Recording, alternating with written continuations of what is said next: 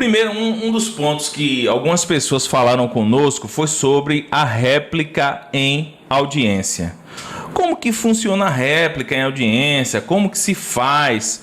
Só que assim, todo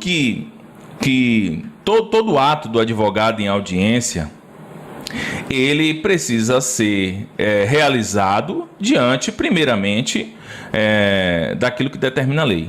E um outro ponto que eu chamaria a atenção é que é mesmo uma questão pessoal, uma questão de atenção do advogado no ato da audiência. Então, você tem que estar ligado para que você não cometa equívoco. Por quê? É muito comum que advogados cometam alguns equívocos no sentido de não impugnar, por exemplo, todos os documentos. Porque o que é a réplica? A réplica é para você impugnar os documentos, por exemplo, que veio com a defesa. Você protocolou sua petição inicial, então você vai para uma audiência una, como nós temos aí o princípio da oralidade na seara trabalhista. Na audiência, você vai ter a oportunidade de se manifestar com relação à defesa, e aí a gente sempre diz com relação às preliminares que forem arguídas, porventura arguídas, pela reclamada e também dos documentos que foram juntados. Então, se a reclamada levanta ali algumas preliminares, ilegitimidade passiva, dentre outras, você vai impugnar essa preliminar. A réplica é para isso. E também os documentos. É uma manifestação que você vai fazer ali no ato para poder impugnar cada um dos documentos especificamente, tá? Então você não pode deixar de impugnar nenhum dos documentos juntados. Claro, documentos que tem a ver com a lide. Você não vai impugnar, por exemplo, um documento de identificação da parte. Você vai impugnar os documentos que têm a ver com os fatos que são alegados no processo. E eles devem ser impugnados especificamente. Você não pode impugnar de forma genérica, porque você corre um risco do juiz considerar que foi impugnado de forma genérica, e você também não pode deixar de impugnar. Não impugnar tudo. Então a réplica em audiência, ela tem esse viés de combater os documentos e também as preliminares que foram suscitadas pela reclamada.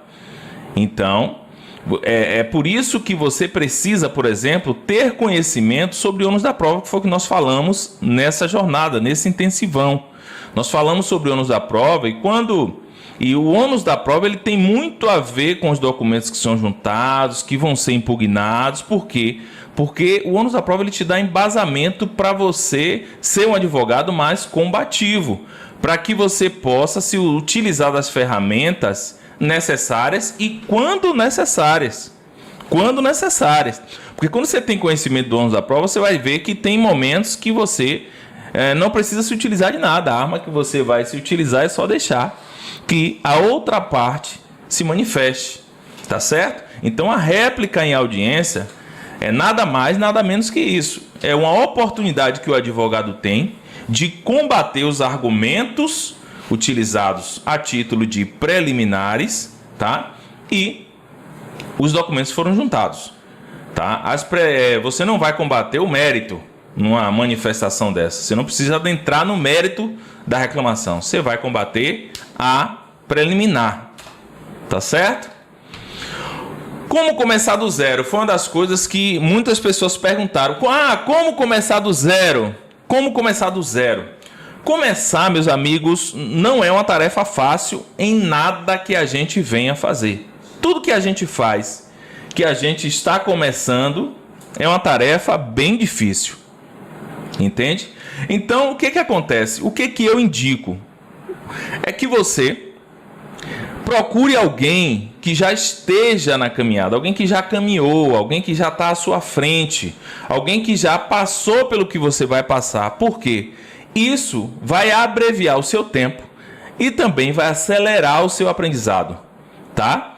Então e também os seus resultados. Abrevia o tempo do seu aprendizado e acelera os seus resultados. Então o melhor caminho para você aprender é você estar lado a lado. Lado a lado. Seja bem-vindo aí, Túlio. Túlio Valdez. Túlio Gaudêncio, sejam todos bem-vindos, muito boa noite.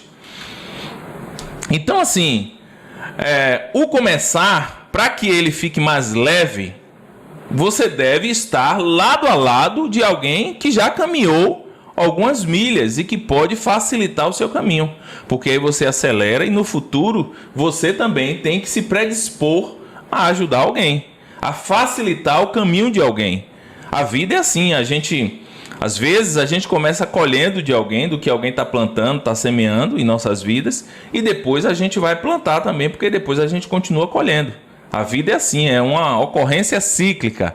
A gente colhe e a gente planta, tá certo? Então, começar do zero, o melhor caminho é você procurar alguém com boa vontade e que queira te ensinar, alguém que já caminhou, alguém que realmente queira te ensinar o passo a passo, como fazer, sabe? Aquela coisa do beabá. Um outro ponto é como se portar em uma audiência. O primeiro passo para você saber como se portar em uma audiência é você saber qual é o tipo de audiência. Porque assim, quando você sabe qual o tipo de audiência, porque nós sabemos que existe mais de um tipo de audiência. Existindo mais de um tipo de audiência, você vai saber que em algumas você vai se comportar de uma forma e outras de outra. Por exemplo, a audiência de conciliação, você não vai para lá, por exemplo, de cara feia, ou tentando ofender a outra parte, ou dizer... Isso não é para fazer nunca, mas tem colegas que fazem. Então, o que acontece? Você vai preparado para negociar. E o que é negociar na justiça? Negociar é você não adentrar no mérito. E você aconselhar o seu cliente também não adentrar no mérito. Isso acontece muito quando você está pela reclamada. Uma vez aconteceu comigo na prática aqui.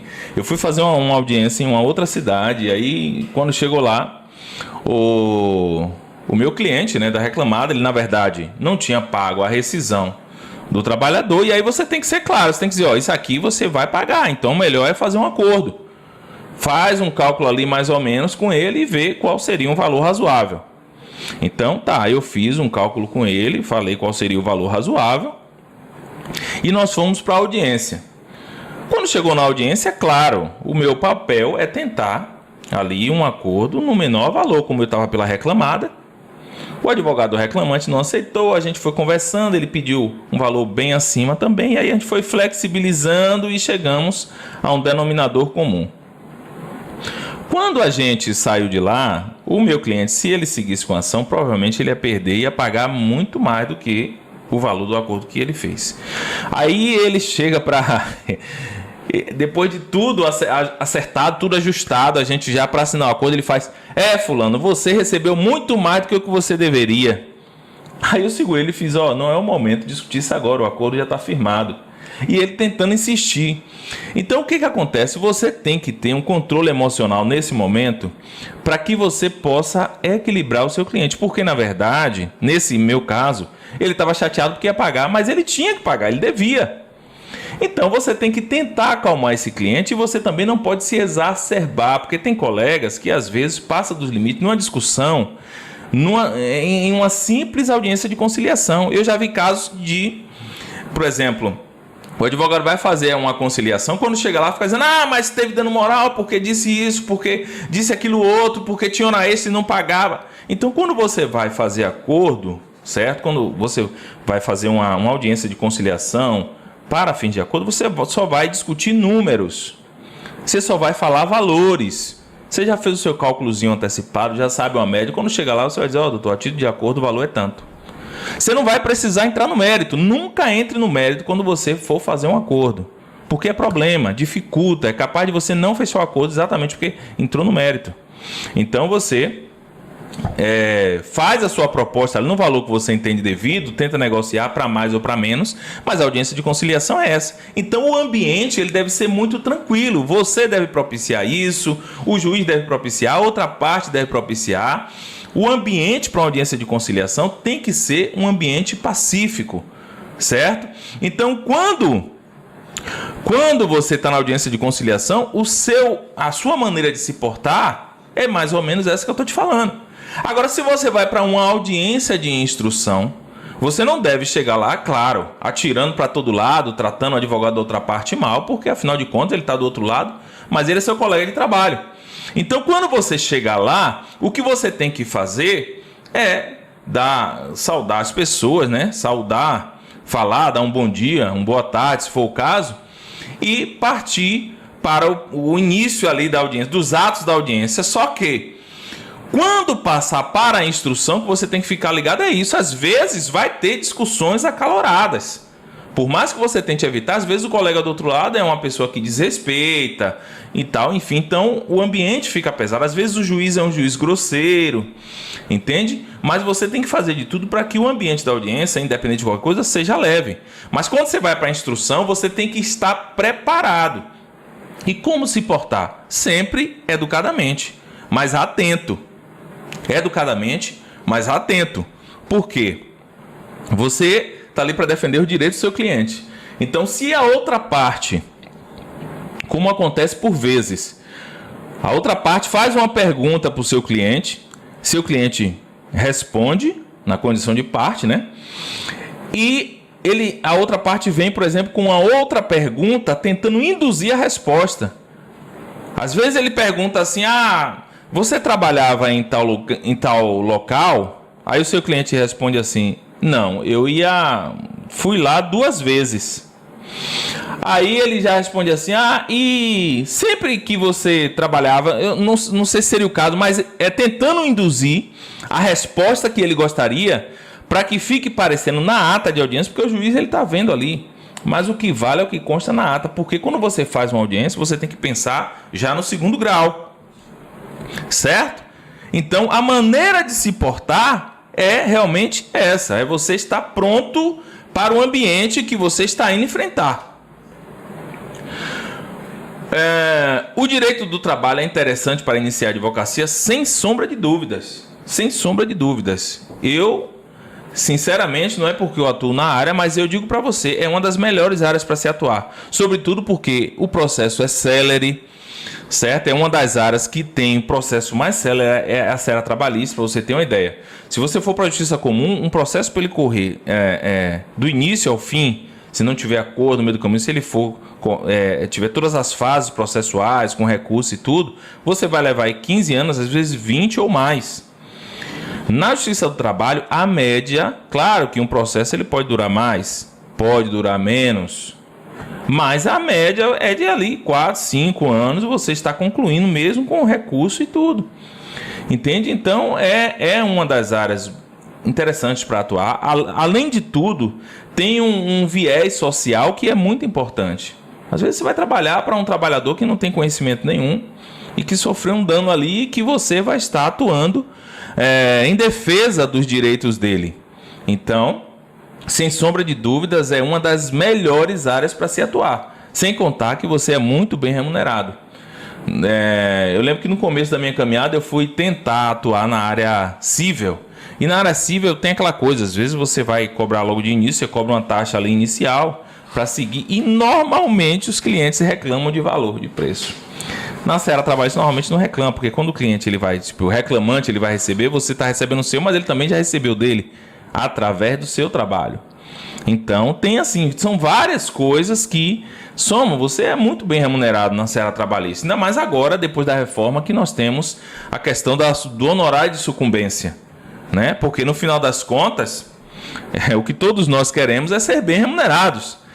Se você está aqui agora assistindo um intensivão de audiência trabalhista, é porque você quer, claro, ser bem remunerado. Você quer ter uma boa atuação porque você quer ser bem remunerado. Então, esse é o caminho. Esse é, na verdade, o melhor caminho. Certo? Vamos lá. Como superar o medo e qual a forma correta de fazer perguntas? Olha aí que coisa, que pergunta interessante. Como superar o medo e como fazer perguntas em audiência?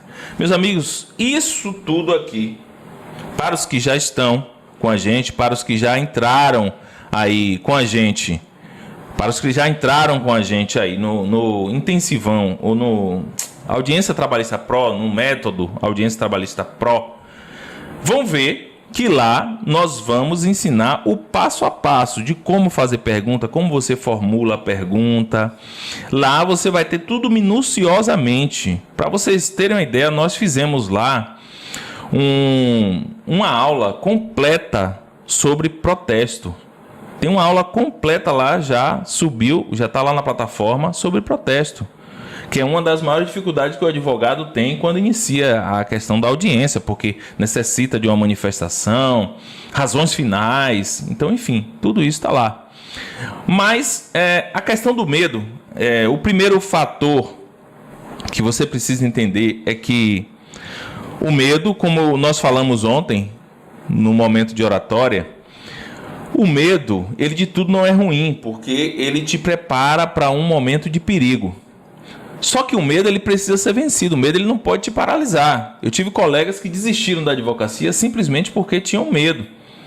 E eu digo uma coisa para você, sem medo de errar. Todos nós sentimos medo no início. E não há problema nenhum.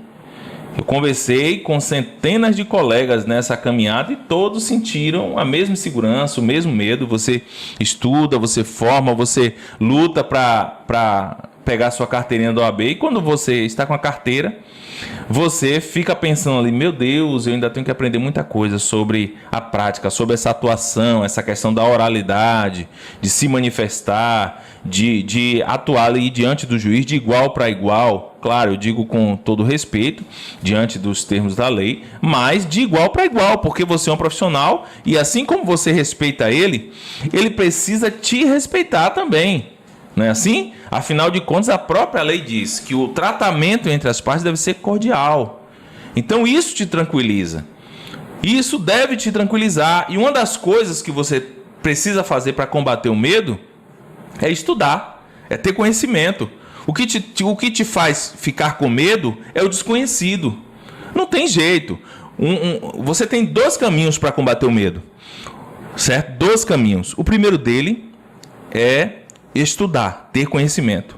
E o segundo é bater de frente, porque mesmo estudando, mesmo tendo conhecimento, se você não praticar, o medo ele vai sempre te assustar. Ele vai ser sempre uma assombração que vai estar próximo de você. Então, assim, você precisa bater de frente com medo, tá? Conhecer e bater de frente. E eu posso dizer o seguinte, esse medo, depois de um tempo, você vai ver que você vai vencer fácil. Agora, quanto à questão de formular perguntas. Como formular perguntas da maneira correta? Como formular perguntas da maneira correta? Como formular perguntas da maneira correta? As perguntas, elas devem ser direcionadas apenas às matérias de fatos que ainda são controversas no processo. Controversas no processo. O que é controvérsia? É aquilo que nenhuma das partes assumiram, que não existe uma prova que de certa forma vai demonstrar a verdade dos fatos, então aquilo é controverso. O que é controverso está pendente de prova. Então vamos lá, eu trago aqui, e é uma das coisas que também te faz ficar com medo. Se você não sabe como agir, nem como perguntar, porque as perguntas elas não podem ser indutivas. Você não pode induzir a resposta. Então a forma de você fazer pergunta na audiência, você não pode perguntar, por exemplo, o reclamante saía às 20 horas, não era? Dando espaço para a pessoa responder só sim ou não. Na verdade, o que você tem que fazer é fazer perguntas que essa resposta ela venha naturalmente. Então eu trago aqui um rol de perguntas vamos imaginar que você está discutindo hora extra. Então esse rol de perguntas está aqui. Qual é o horário de início e fim da jornada do reclamante? Então você vai deixar o preposto dizer ou a testemunha dizer. Você não está dizendo, ele saía às 20 horas, não era? Porque aí você está afirmando, querendo que ele confirme. Você diz, qual era o horário de início e fim da jornada do reclamante? Quantos funcionários trabalhavam na empresa, no estabelecimento em que o reclamante prestava serviço? Por que isso? Olha como você faz a pergunta. Você não vai perguntar, a empresa tinha mais de 20 funcionários, não era? Porque a lei diz o seguinte, se a empresa tem mais de 20 funcionários, o ônus da prova é dela, porque ela tem a obrigação de fazer o controle de jornada. Se ela não faz o controle de jornada, ela teria que provar. Então, se ela não prova, se ela não traz o controle de jornada, aí o ônus da prova é dela, você fica despreocupado. Se ela não levou testemunha no dia, viu como é importante saber sobre o ônus da prova? Então, assim, no método, nós fazemos isso de forma minuciosa. Você vai aprender tudo, você vai ficar tão habilidoso que você vai tirar de letra em um tempo breve. Aí você pergunta, a empresa tinha controle de jornada? Ah, a empresa tinha. O controle de jornada era manual ou eletrônico? Era manual. Tá? Estou imaginando aqui a resposta. O registro de ponto era feito no horário correto de entrada? Aí veja, se a empresa juntou o controle de jornada, e aí a testemunha diz, não, na verdade a gente batia o cartão, assinava lá e voltava para o trabalho. Entende? Então as perguntas que você tem que fazer é deixando que a parte revele a verdade, sem induzir ela e sem fazer uma pergunta muito aberta, sabe? De forma que ela fique solta para falar demais e às vezes falar até o desnecessário ou algo que venha comprometer a sua tese. Beleza, minha gente? Tá chegando aí? Tá tudo bem aí? Vocês estão me ouvindo bem? Então vamos lá, ó. Como agir em situações em que o juiz indefere a pergunta do advogado? É muito simples essa aí. Muito, muito, muito simples. O primeiro passo é você manter a calma e entender o seguinte: não é pessoal. Quando o juiz indefere uma pergunta, não é pessoal. E você precisa fazer o seguinte: ou você reformula a pergunta, porque às vezes você perguntou de um jeito que foi indutiva. Imagine você pergunta, ele saía às 20 horas, não era? O juiz vai indeferir. Ou então o advogado do outro lado vai chamar a atenção. Se o outro fizer isso, você também vai chamar a atenção. Excelência pela ordem. A pergunta é indutiva. Ou então essa pergunta já foi respondida. Então você vai reformular. Ele sai às 20 horas, não era? Pronto. Aí você dá um tempo, porque se você perguntar em seguida, o juiz pode indeferir. Você faz outras perguntas relacionadas ao tempo e depois você pergunta qual era o horário de início e fim da jornada do reclamante. Entendeu? Então é você saber o que perguntar e como perguntar. Maiores desafios na sala de audiência. Então, assim, foi uma das coisas que alguns colegas falaram com a gente e a gente decidiu trazer alguma coisa nesse sentido também. Muitos colegas falaram que é a insegurança e o pensamento negativo por pensar que nunca será bom ou boa o suficiente, que são um dos maiores desafios para que eles possam atuar em alta performance na audiência, certo? Então, assim, essa questão ela é muito delicada porque assim, ela tá muito mais ligada a uma questão de inteligência emocional. Não se ofenda, tá? Todos nós precisamos disso, inteligência emocional, do que do próprio conhecimento jurídico em si. Embora, assim, o conhecimento jurídico, é claro, ele vai ajudar, porque quando você tem conhecimento, você tem habilidade e você pode ali refutar tudo aquilo que, de certa forma, faz parte do seu trabalho, faz parte da sua função.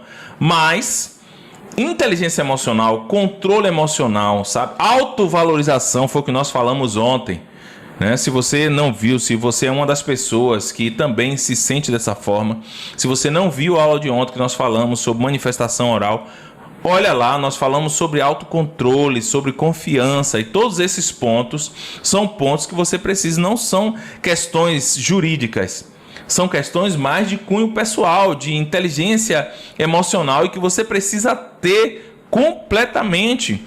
São poucos os juristas, os professores que falam sobre a necessidade de você ter inteligência, controle emocional.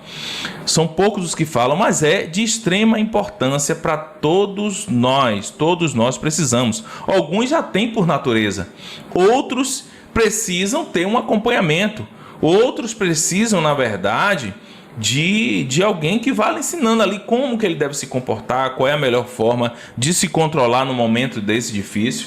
Então, é mais ou menos assim que a coisa funciona. É mais ou menos assim que nós precisamos atuar É assim que nós precisamos atuar na audiência. A gente precisa ter atenção a muitas coisas no momento da audiência. Você precisa estar ligado na ata de audiência, o que está sendo escrito, que é o documento que vai lhe dar a possibilidade de você recorrer e reformar a decisão. Você tem que estar ligado no que a testemunha está dizendo, no que o preposto disse, no que o seu cliente disse, para você ver como que você pode, de repente, contornar uma situação que veio contra a sua tese. Então, você precisa totalmente de controle emocional. Você precisa de autoconfiança, sabe? Você precisa de autoconhecimento e de confiança. Autoconhecimento, confiança, inteligência emocional. Essas 3 coisas vão te ajudar a ter boas atuações. Tá certo? E nós falamos sobre as dificuldades. Nós falamos sobre as dificuldades, né? Os maiores desafios que os colegas passam. Foi o que nós vimos agora há pouco. E aí nos perguntaram também como aduzir razões finais e fazer contradita. Então, assim, é preciso entender, em primeiro passo, que as razões finais, ela não é para fazer algo que eu já vi alguns colegas fazerem muito, que é fazer resumo do processo. Sabe? Falar sobre questões que, na verdade, não aconteceram em audiência. Então, você tem que, na verdade, pontuar. Você tem que pontuar o que aconteceu na audiência, tá? Você vai chamar a atenção do juiz para fatos que aconteceram naquele momento. E, é claro, fatos que possam influenciar, tá, na decisão do juiz. Não pode ser qualquer fato. Se for qualquer fato, você nem precisa fazer. Existem audiências que elas são simples e que está tudo tão claro ali, você tem tanta tranquilidade que você nem precisa aduzir razões finais, mas em alguns casos você vai precisar se empenhar com isso, tá? Então, você precisa se empenhar. Com relação à contradita, você precisa apontar qual o enquadramento da contradita, que está lá no artigo 829 da CLT, se eu não me engano, tá? Se eu não me engano, não lembro agora direito, mas eu acho que é 829 da CLT, que vai dizer lá quem não pode ser testemunha. Então, se uma pessoa vai testemunhar e você sabe que ela está naquela condição de amizade íntima, inimizade, de parente até o 3º grau, enfim, se a pessoa se enquadra na forma que está lá, então você vai arguir a sua contradita, porque a contradita ela tem a finalidade de eliminar provas. Então você vai eliminar aquela prova ali. Você vai tirar aquela prova do seu rastro para que você possa, sim, fazer o seu processo com jeito. Então alguém perguntou também como fazer impugnação a laudo pericial desfavorável. Veja, o laudo pericial é um documento que um profissional faz, né? Um expert naquela área, um médico, por exemplo. E só que é o seguinte, o médico, ele também é um ser humano. E o que você vai fazer? Como é que você vai impugnar ele? Normalmente, o laudo pericial, você vai ter a oportunidade de impugnar ele antes da audiência, tá? Você não faz na audiência, mas ele é um ato que precisa ser feito. Então, você vai pegar ali, de repente, alguma contradição no médico nas fundamentações dele. Você vai pegar, por exemplo, vai pesquisar na internet o parecer de alguma autoridade naquele assunto que seja contra aquilo que o médico está falando e vai fundamentar nesse sentido. Então, a impugnação ao laudo pericial é mais nesse sentido, para tentar também invalidar, porque o juiz, ele não está adstrito, ele não está preso ao laudo médico pericial. Entende? Então você vai impugnar dessa forma. Você vai procurar fontes. Você não é um especialista na área médica, mas a internet está aí para isso, para você pesquisar, e você vai ler o laudo dele minuciosamente para ver se em algum momento ele foi contraditório. Se ele disse uma coisa aqui, lá adiante ele disse outra. Então você vai apontar para quê? Para invalidar esse laudo. Tá certo? E para que o juiz não fique preso a ele, ou de repente até você possa fazer um outro, se for o caso. Então é mais ou menos assim.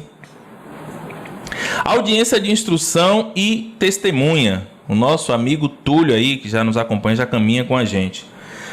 Meus amigos, a audiência de instrução é a audiência que ela é feita para você constituir prova oral. né? Então você tem a oportunidade ali de levar a testemunha. Se for pelo rito sumário, olha a importância do rito, aí você vai ver lá no nosso método. A gente vai explicar direitinho em cada rito, quantas testemunhas, como que funciona, entende? Então, se é pelo rito sumário, você tem a oportunidade de levar até 2 testemunhas. Se for pelo rito ordinário, que são aquelas causas acima de 40 salários mínimos, você pode levar até 3 testemunhas. E se for para para inquérito de apuração de falta grave, que é aqueles casos em que o trabalhador ele tem a garantia de emprego, né? Por exemplo, o trabalhador que ele faz parte, por exemplo, do sindicato, ele tem a garantia para ele ser demitido, ele precisa de um inquérito para apuração de falta grave. Então, esse inquérito é feito perante a justiça. E aí, nesse caso, você pode levar até 6 testemunhas. Entende? Então, as testemunhas, elas têm a finalidade de prova. Uma coisa importante que você precisa saber, Túlio e os demais, é que se você levar uma testemunha, você levou a testemunha, e a testemunha, por exemplo, foi contraditada a sua testemunha. Se você só tem aquela, o que é que você faz? Você solicita ao juiz que, então, essa testemunha seja ouvida apenas como um informante. O informante não é prova, mas o juiz ele pode valorar. Se ele vê que o informante ele não está tendo interesse, que ele está dando as informações exatamente para poder ajudar ali no processo, o juiz sim pode sopesar. Mas, em tese, não tem o mesmo peso da testemunha, entendeu? O juiz é que vai avaliar. Mas a testemunha é prova, tá certo? Então, assim, espero que tenhamos conseguido suprir aí nesse sentido. É claro que para aprofundar mais sobre essas questões, só lá dentro do método, o nosso tempo é curto, inclusive hoje, né? Nosso tempo também já está se esvaindo. E alguns colegas pediram assim, conta aí algumas experiências práticas que aconteceram na sala de audiência. Então é o seguinte, eu não sei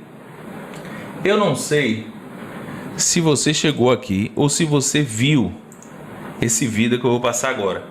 Mas esse fato aqui foi um fato real, tá? Foi um fato real, eu vou passar aqui. Isso aconteceu comigo na audiência e eu não desejo para você, tá bom? Isso foi um fato real. Exatamente porque falta de preparo, claro, fui induzido a erro por um colega mais experiente que falou no dia, ele falou com a testemunha, eu fui no outro dia falar com o preposto, que são situações diferentes. Então a gente pontua isso também lá para você aprender tudo isso e não passar esse tipo de coisa, até porque eu passei. Então vamos lá, eu vou saltar aqui. Eu queria saber se os doutores vão ouvir as partes. Vou querer ouvir a parte, inclusive pela ordem excelente. Pois não, doutor. Eu vou pedir inicialmente que Vossa Excelência avise ao preposto que tudo que ele disser vai ser registrado em ato, e se amanhã ele quiser reclamar contra a empresa, tudo que ele disse aqui vai estar contra ele. Doutor, ainda bem, eu parto do pressuposto de que ninguém é obrigado a fazer prova contra si. Quando o preposto fala, doutor, ele fala em nome da empresa e não em nome próprio. Logo, o senhor fale aquilo que o senhor entender que deve falar, tá? Pode ficar à vontade. Esqueça tudo que ele falou aqui. Tudo bem? Doutor. Meu Deus, e agora o que é que eu faço? Ainda tem que olhar para esse idiota aqui.